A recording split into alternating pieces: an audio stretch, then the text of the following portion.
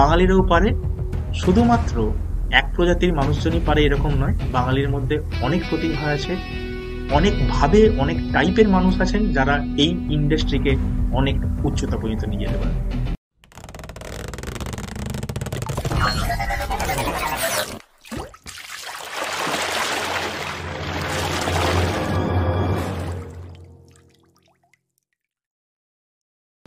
নমস্কার বন্ধুরা, আপনাদের কাছে আবার নিয়ে এসেছি আমরা স্টক মার্কেটের এমন কিছু নতুন খবর যেগুলো শুনলে হয়তো আপনি একটা নতুন দিশা খুঁজে পাবেন স্টক মার্কেটে ট্রেড করার। এবং আপনারা ডিডি ভ্যালু ইনভেস্টিং এ এই চ্যানেলে বাংলা ভাষায় স্টক মার্কেট কিন্তু শিখতে পারেন, এবং বাংলা ভাষায় স্টক মার্কেটকে সহজ সরল ভাবে আপনাদের সামনে উপস্থাপনা করার এই উদ্দেশ্যে কিন্তু আমরা এই ইউটিউব এবং ইনস্টাগ্রাম বা ফেসবুক চ্যানেল আপনাদের কাছে সবসময় কিন্তু এই মহাযজ্ঞে আপনাদের সাথে সামিল। তো আমরা আজকে দেখে নেব টেকনিক্যাল অ্যানালাইসিসের এমন একটা পার্ট, যে পার্ট সম্পর্কে আপনি অনেকে শুনেছেন, কিন্তু কিভাবে অ্যাপ্লাই করবেন বা কিভাবে এন্ট্রি এক্সিট হবে সেগুলো সম্পর্কে জানেন ডেফিনেটলি আপনারা। আমরা বলতে চলেছি আজকে ডাব্লিউ প্যাটার্ন বা এম প্যাটার্নের কথা। আপনারা টেকনিক্যাল অ্যানালাইসিস শিখতে গিয়ে ক্যান্ডেলস্টিক যখন প্যাটার্ন শেখেন বা কোথাও যেখান থেকে শিখেছেন, অনেকেই বলেন আপনাদের ডাব্লিউ প্যাটার্ন হলে কিভাবে এন্ট্রি কিভাবে এক্সিট হবে, অনেকে বলেন, কিন্তু এর প্র্যাকটিক্যাল অ্যাপ্রোচ কি সেটা বাংলা ভাষায় প্রথমবার আমরা কিন্তু আপনাদের কাছে নিয়ে এসেছি। এবং আমরা একটি স্টকের কথা আজকে বলবো, যেমন পাঞ্জাব ন্যাশনাল ব্যাংক, এখানে একটি ডাব্লিউ প্যাটার্ন কিন্তু ক্রিয়েট হচ্ছে। আসুন আমরা দেখি এই ডাব্লিউ প্যাটার্ন কিভাবে ক্রিয়েট হচ্ছে সময় নষ্ট না করে। ওকে, তো ট্রেন্ড লাইন দিলে আমরা এখানে দেখতে পাই, দেখুন এখানে একটা ডাব্লিউ প্যাটার্ন ক্রিয়েট হচ্ছে।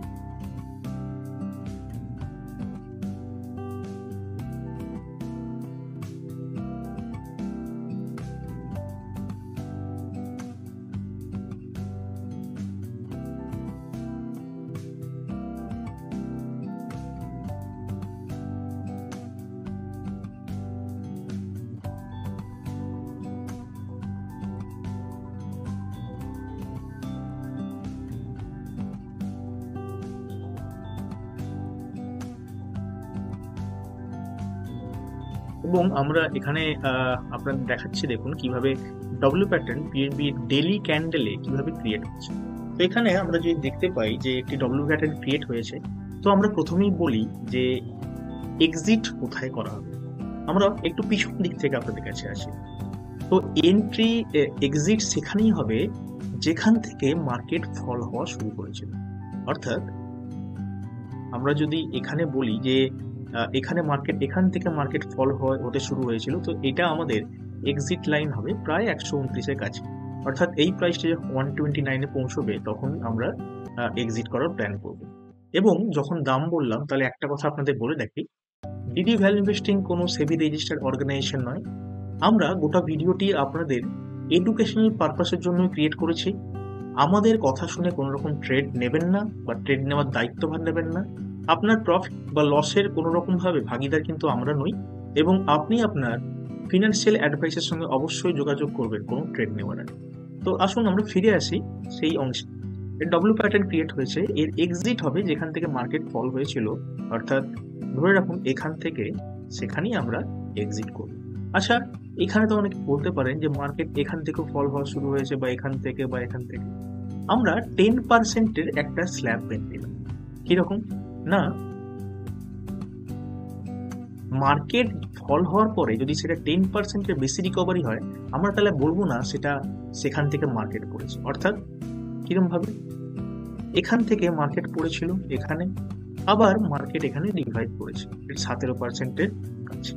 আবার কিরকম, আবার দেখুন মার্কেট এখানে পড়েছিল, এখান থেকে এখান পর্যন্ত, অর্থাৎ 14% রেটের মার্কেট রিভাইভ করে, এটাকে আমরা বলতে পারবো না। এখানে দেখুন সিগনিফিকেন্টলি মার্কেট কিন্তু রিভাইভ করেন। কেমন ভাবে, এখানে পড়েছিল, আবার এখান থেকে এইটুকু অর্থাৎ 5% বেশি কিন্তু মার্কেট রিকভার করেনি। সুতরাং এটাকে আমরা সিগনিফিকেন্ট রিকভারি বলবো না, অর্থাৎ বলতেই পারবো যে এখান থেকেই মার্কেট পড়েছে। সুতরাং আমরা যদি এরকম একটা কন্টিনিউয়াস ট্রেন্ড ক্রিয়েট করি, তাহলে আমরা দেখতে পাই যে এই রিজিয়নে কিন্তু আমরা এক্সিট করবো। ওকে, তো এই যে এই ডব্লিউ প্যাটার্নের একটা জায়গা হচ্ছে এই যে নিচের অংশে ডবল বটম, অর্থাৎ দুটো দেখুন বটম বা লোয়ার ক্রিয়েট হয়েছে। ওকে, আপনাদের কাজের সুবিধার্থে আমি এইটাকে একটু মডিফাই করে নিই আমাদের কাজের সুবিধার্থে। আমরা দেখতে পাই মোটামুটি একটি হরিজেন্টাল এরিয়ার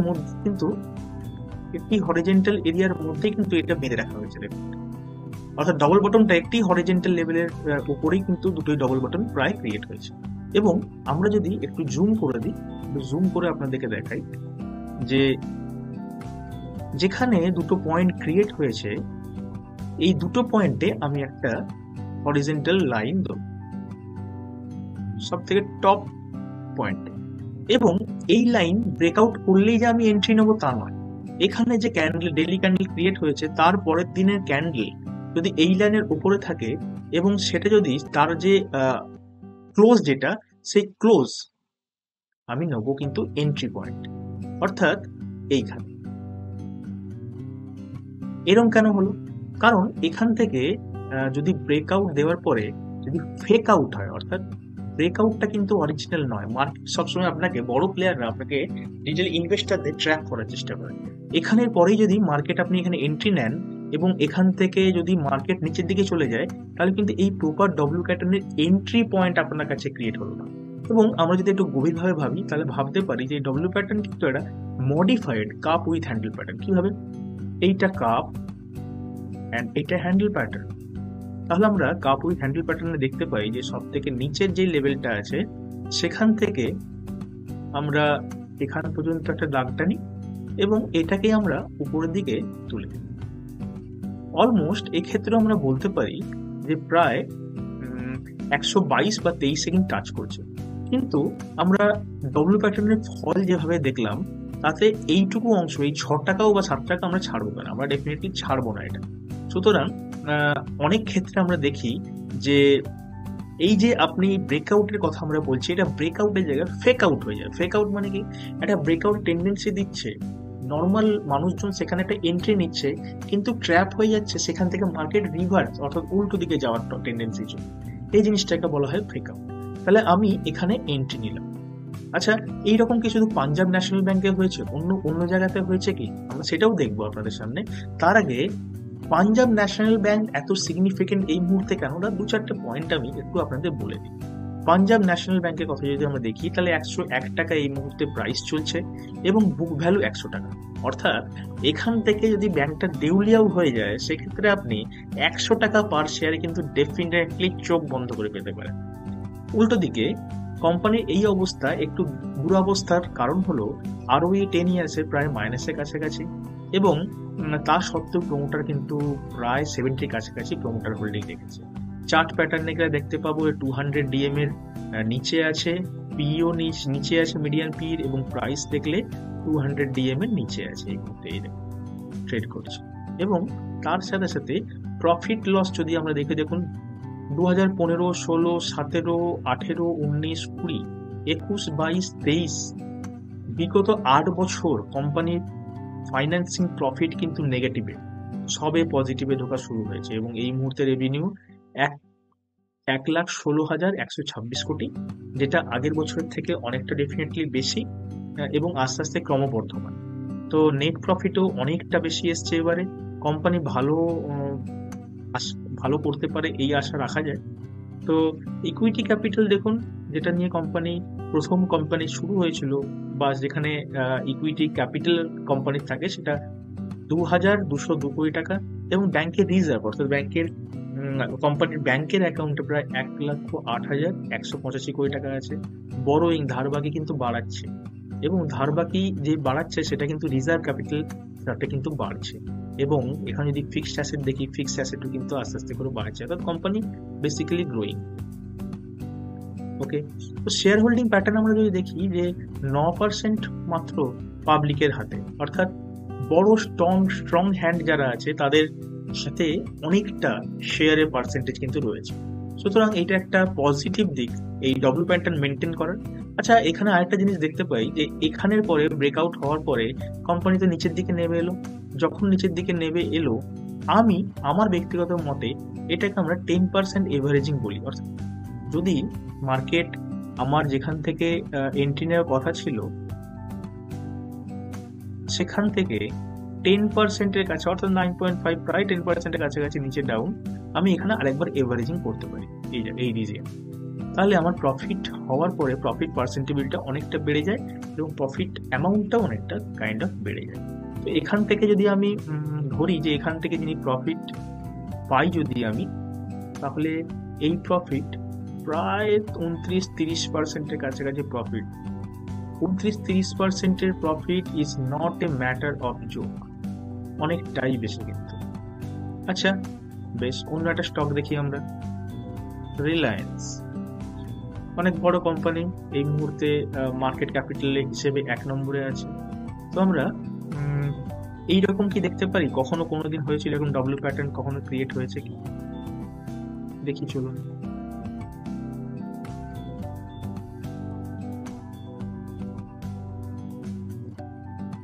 রাইট, একটা জিনিস দেখুন এখানে আমরা একটা জিনিস, একটা শিক্ষণীয় জিনিস কিন্তু আমরা দেখতে পাই কি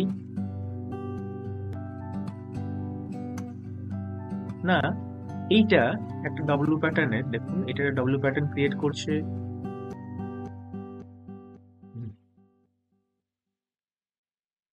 একটি ডব্লিউ প্যাটার্ন ক্রিয়েট করছে,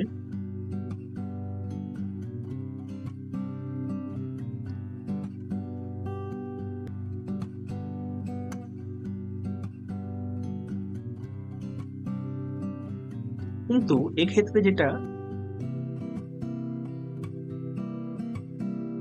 আমাদেরকে কিছুটা টাইম দিতে হয়েছে, কিরকম ভাবে না, এর হরিজন্টাল লাইনটা মোটামুটি এক জায়গায় দেখুন এই রিজিয়নে, এই দেখুন রাইট। এখানে একটা মজার জিনিস দেখি আসুন,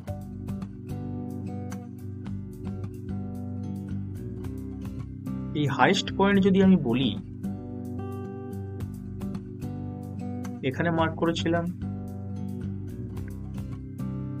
তো এখানে মার্ক করার পরে আমরা বলেছিলাম যে এন্ট্রি তখনই নেবো যেটা এর পরের ক্যান্ডেল যেখানে ক্লোজ হয়েছিল সেখানে, অর্থাৎ এখানে।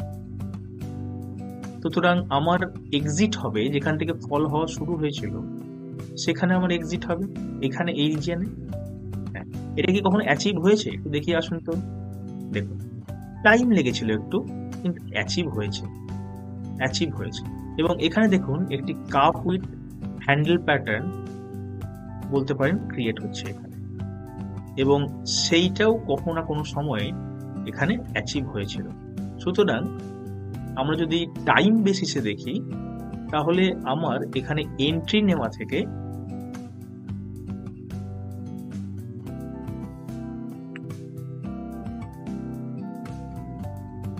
ডেট রেঞ্জ যদি টাইম রেঞ্জ আমি দেখতে চাই, তাহলে এখান থেকে আমার এইটা অ্যাচিভ হতে 149 দিন লেগেছিল, 149 দিন।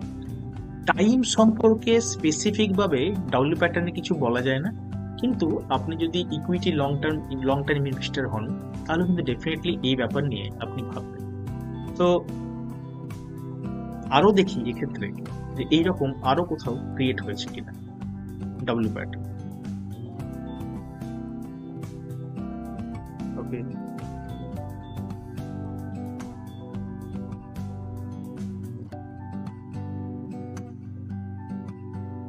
রাইট, এই দেখো এখানে আবার একটা রিলায়েন্সে ডব্লিউ প্যাটার্ন ক্রিয়েট হয়েছে, এবং আমরা যেমন বলি যে হিস্ট্রি রিপিটস ইটসেলফ।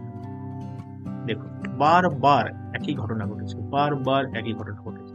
স্টক মার্কেটে আপনি প্রফিট করতে গেলে আপনাকে খুব বেশি এক্সট্রা অর্ডিনারি কিছু কাজ করতে হয় এমন কিন্তু নয়। সহজ সরল ভাবে স্টক মার্কেটে ইনভেস্ট করলে, যদি আপনি খুব